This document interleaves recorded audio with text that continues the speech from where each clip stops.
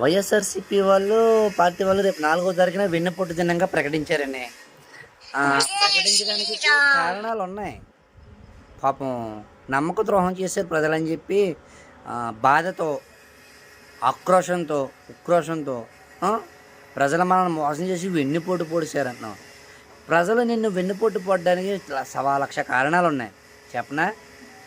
నువ్వు ఇచ్చే పథకాలు ప్రజల్ని సోమరిపోతులను చేసింది తప్ప ఎందుకు ఉపయోగపడలేదు. తర్వాత రాష్ట్రాన్ని గాలికి వదిలేసి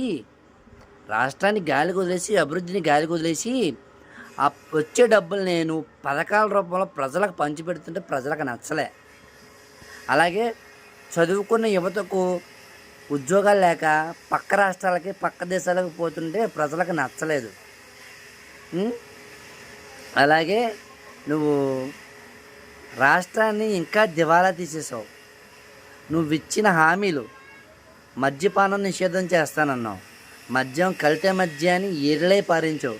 అందుకే నచ్చలేదు అక్క చెల్లెమ్మలకు కూడా. తర్వాత నువ్వు సిపిఎస్ రద్దు చేస్తానన్నావు. సిపిఎస్ అంటే ఉద్యోగస్తులు ఆనందపడ్డా నువ్వు రద్దు చేస్తావేమోనని. చేయలే. అందుకే వాళ్ళు కూడా బాధపడి నీకు పొడిచారు వెన్నుపోటు. ఇంకా నువ్వు పొడిచిన వెన్నుపోట్లతో పొడుచుకుంటే ప్రజలు పొడిచింది పెద్ద లెక్కేం కాదు. బాబాయ్ కేసు నువ్వు రావడం కోసం బాబాయ్ని బాత్రూంలో లేపేశావు. ఆ కేసుని తేల్చకుండా 5 సంవత్సరాలు నాంచావు ఈ గవర్నమెంట్లోనే. మరి బాబాయ్కి పొడలేదని వెన్నుపోటు. అలాగే మీ చెల్లికి ఆస్తి ఇవ్వాలని చెప్పి ఇంట్లోంచి గింటేసావు. మీ చెల్లికి పొడలేదా వెన్నుపోటు? ఏంటి నువ్వు చెప్పి వెన్నుపోటు? ఆఖరికి ప్రజలందరూ నిన్ను తట్టుకోలేక నీకు పొడిచారు వెన్నుపోటు. 11 సీట్లు ఇచ్చి మూలకొచ్చేపెట్టారు. ప్రతిపక్షానికి కూడా కొన్ని స్టేజ్కి తీసుకొచ్చారు. అది వెన్నుపోటు పడ్డం అంటే.